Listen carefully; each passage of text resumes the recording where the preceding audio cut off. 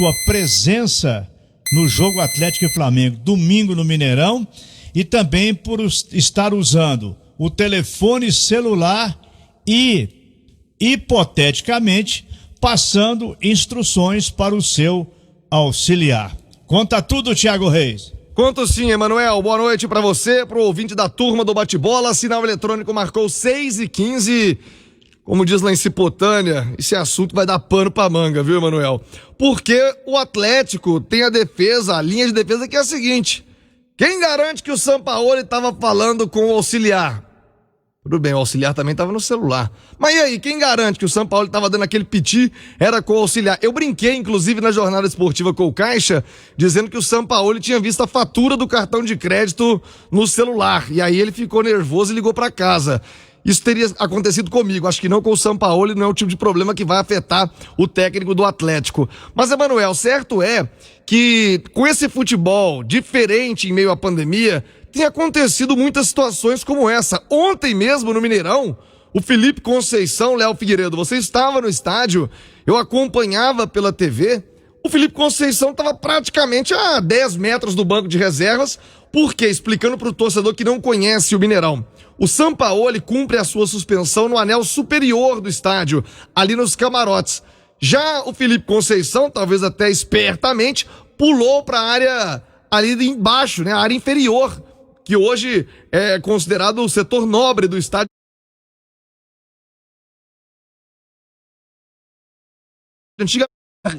Resgatando aqui situações parecidas, uma que foi realmente punida foi a do Galhardo, no jogo do River Plate contra o Grêmio na Libertadores, mas o Galhardo foi ao vestiário. No intervalo, ele entrou no vestiário do River. E por isso ele foi punido, uma multa de $1.500 que recebeu o Galhardo. Que punição, hein? Então assim, olha, eu acho que se a regra for bem clara... E ela não é, Léo Figueiredo, eu vou te explicar. O treinador não pode ir ao estádio, beleza. Ponto. Mas se o cara quiser ficar aí em casa, ao lado do CT, no celular, falando com o outro, e aí? Quem vai comprovar? Agora eles vão pedir a conta de telefone para rastrear quem ligou para quem. E eu conversei com pessoas ligadas à CBF que me informaram o seguinte, Emanuel, Léo e ouvintes. Foi permitido pela CBF o uso de aparelho celular no banco de reservas. Exatamente. Tá liberado. E aí o cara tá falando com quem? Quem que você acha? Com a esposa dele lá em Buenos Aires, que não é, né? Então foi permitido esse uso do celular. Outra permissão que foi concedida. O técnico que quiser, por exemplo, o Abel Ferreira, quando chegou no Palmeiras, naquele jogo contra o Atlético. Nem foi o caso, mas se ele quisesse ficar lá em cima com um comunicador informando as alterações ou orientações lá embaixo, poderia. Isso tá liberado, desde que não seja uma suspensão. Por isso que o Jorge Sampaoli está sendo denunciado. E acrescentaria um outro fator para essa denúncia, Léo. Jogo isolado, Atlético e Flamengo. Contra o Flamengo, tudo dá uma repercussão. 4-0. Amigo, um vareio daquele. Nada, não que o Flamengo tenha algo a ver com isso, mas que a repercussão é outra, né? A expansão é outra. E, Emanuel, eu te faria uma pergunta. Muitos torcedores comentaram a respeito sobre isso. O Sampaoli lá em cima, sem aquela estridência lá embaixo, sem gritar com o jogador, ajudou ficando em cima ou faz falta o barulho dele lá embaixo, Emanuel? Ô, Thiago Reis, para explicar um pouquinho melhor o que falou há pouco o Wellington Campos do Rio de Janeiro, a situação é que o Sampaoli não poderia estar no Mineirão no domingo. Essa é a primeira questão. A segunda questão é se ele estaria passando instruções. Mas o mais grave é ele ter estado no Mineirão. Segundo a CBF, cada clube com a portaria fechada para o torcedor pode levar 42 pessoas ao estádio. Aí técnico, reservas, massagista. Mas o Sampaoli não poderia estar no Mineirão. E outra coisa também, aí pesa um pouquinho contra o Sampaoli. Ele não foi nada discreto, ele podia ficar mais escondidinho, dando chute, gritando, falando no celular, aí ele entregou a rapadura. Sampaoli escondidinho, Emanuel, no Mineirão vazio. A gente que tava na cabine do lado. Dava pra ouvir na transmissão os gritos dele. Não dava? Dava. E era cada tapão no vidro. Eu até brinquei com a turma do Mineirão, querido Samuel Lloyd, Ludmila Gimenez, toda a turma do Mineirão. Falei, ó, prepara a nova mobília aí do camarote, que o São Paulo tá dando bico pra todo lado aqui, chutando porta. E ele tava do lado do nosso, né? Isso. Então, e do lado do nosso é o camarote da Red Bull. Imagina a junção, São Paulo naquele camarote. Você tá doido. Aí o São Paulo fica 5 dias sem dormir. 6h20, Emanuel, vamos falar da preparação do Atlético para o seu próximo compromisso no Campeonato Brasileiro. O Galo vai a São Paulo enfrentar o Corinthians no sábado à noite. O Jorge Sampaoli mudou a programação, ele fez um treinamento ontem e hoje o dia foi de folga. Os jogadores puderam descansar, estavam liberados para o descanso, retomando essas atividades na quarta-feira. Manchete da turma do bate-bola, o alerta de Covid no Atlético. E eu explico por quê.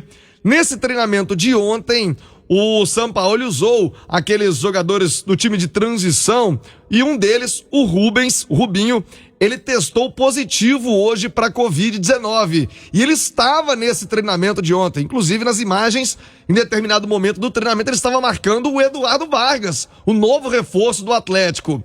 E aí, não serei eu o especialista a dizer se ele estava capaz de infectar alguém, se poderia de fato infectar, se isso só vem depois, mas certo é que ele testou positivo hoje. Então o Atlético, que já vem com um plano muito rigoroso nesse combate à pandemia, tanto é que o Rubens é apenas o segundo caso positivo. O primeiro tinha sido o Casares, meses atrás. O Casares, que todos nós sabemos, não estava seguindo em nada a quarentena, então ele havia testado positivo. Me parece que não é o caso do Rubens, algo mais fortuito.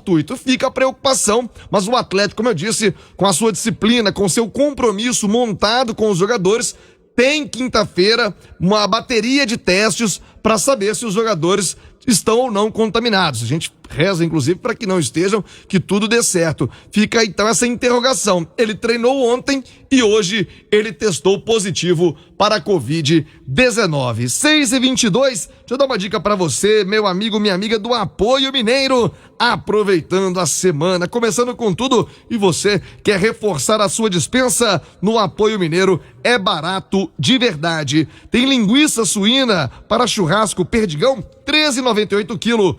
Bisteca suína, R$15,98 quilo. Cerveja Eisenbahn, lata, 350 ml, R$2,98. E a cerveja Budweiser, lata, 269 ml, só R$2,59. São ofertas do Apoio Mineiro. Emanuel, ouvintes da turma do bate-bola, o Jorge Sampaoli, depois de reforçar o time do Atlético, agora começa a preparar uma certa oxigenada no elenco, digamos assim. Alguns jogadores deverão sair. Pelo que eu pude apurar, ainda há pouco até vi no Globo.com, o Dylan Borreira é o nome. Outro nome que pode sair do Atlético, Johan. E engraçado, né, Léo? O Sampaoli, em determinado momento, tinha uma paixão com o Johan, era homem de confiança, mas se você pegar nos últimos jogos, pouquíssimo aproveitado. Então, o Atlético deve fazer esse giro no elenco. São jogadores muito jovens, alguns deles, não é o caso do Johan, que veio por empréstimo do Palmeiras, mas com contratos mais longos, o Atlético vai tentar dar rodagem para esses jogadores. O Borreiro, que no início estava completamente descartado, até tem aparecido no banco de reservas, vez ou outra tem entrado, mas não tem justificado. Então são jogadores que o Atlético pretende rodar no elenco. Vai fazer falta? É o caso do Johan, né? Ele realmente foi perdendo espaço. Ele começou com muito cartaz com o Sampaoli na arrancada do Atlético no Campeonato Brasileiro. Ele fazia parte, mas ele destoava ali no meio-campo. O Alan Franco chegou, tomou conta.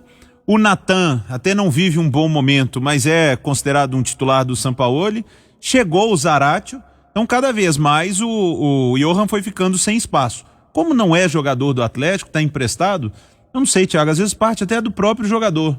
Eu tô vendo que não vou ser aproveitado aqui e tudo, vocês não querem? Não, então vou voltar pro Palmeiras, vou procurar outro empréstimo. Como não tem um contrato, como não é jogador do Atlético, pode forçar, né? Pode ocasionar na saída. E o Dylan Borreiro, acho que é bom sair para ter oportunidades para jogar. Aqui cada vez mais fica difícil de ter oportunidades. O Atlético, com um elenco muito qualificado, faz parte do jogo. Emanuel, na sua opinião, o Atlético faria bem em oxigenar, esse é o termo que eu estou usando, o elenco com esses jovens jogadores? Um outro que é muito pretendido por vários clubes, mas ele já jogou 7 jogos do Brasileiro, é o Marquinhos, que também não tá vivendo seus melhores dias no Galo não, né, Manuel? Olha, eu vendo o Marquinhos nas imagens de TV, dá a impressão, eu não tenho balança e não posso provar nada. O Marquinhos está acima do peso, ele está meio roliço. Está roliço o Marquinhos. Talvez isso tenha prejudicado a sua mobilidade, mas é uma revelação, é um bom jogador. O Atlético está, nesse momento, até com jogadores de sobra em algumas posições. O Borreiro, pouca chance, é muito novo. Agora, o Johan vai ser devolvido ao Palmeiras no final do ano e não vai fazer, na minha opinião, nenhuma falta ao atual elenco do Atlético, que tem jogadores de sobra, principalmente na sua posição. 6h26. Vamos acompanhar então essa preparação do Atlético, retornando às atividades amanhã, o técnico Jorge Sampaoli e essa montagem da equipe que enfrenta o Corinthians. Corinthians que, quando pegou Mineiros recentemente, não tem muito a comemorar não, já tomou um ataque do Coelhão, quem sabe o Galo não aproveita e bate também no Coringão no fim de semana. Vamos acompanhar essa semana do Atlético. Para fechar o noticiário do Galo, eleições no Atlético, Emanuel, sei que você também acompanha de perto essa situação.